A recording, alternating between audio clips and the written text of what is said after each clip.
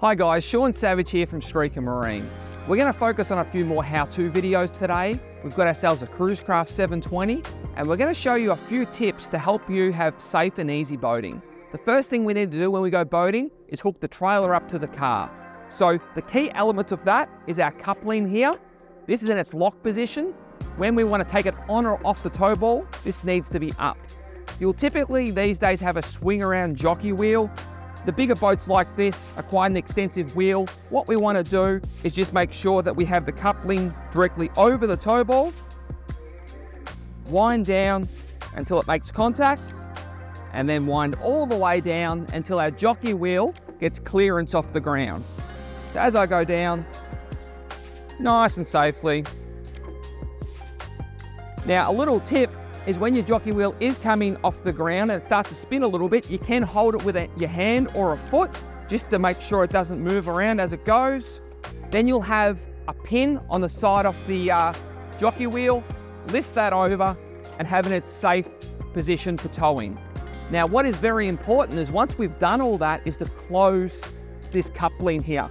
So we lift this lever up, down it goes, and that's in its towing position. Typically with Cruisecraft boats, the bigger boats like this, we will have two chains. What I like to personally do is cross my chains over onto each snap hook or D-shackle. We'll also have our emergency brake chain, so if we had an issue down the back here, this pin here would pull, which would activate the brakes on the trailer. So it's important to have this connected as well. The last piece that we need to do is our trailer lights. And on these bigger boats, it's also our electric brakes as well. So typically what you'll have, and something that you want to speak to your dealership about prior to picking up the boat, is if you'll have a 7-pin round or flat with an Anderson plug for your brakes, or if you have a 12-pin connection. We commonly use the 12 pins more often these days, and what we need to do is have the equivalent wiring into the car, connect that in, and what we want to make sure of is our brakes are actually working, which we'll be able to see from inside the car.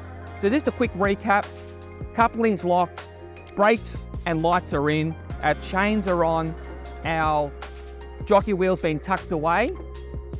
It is a good idea to also make sure that your lights and your brakes are all connected properly visually from the back of the boat there.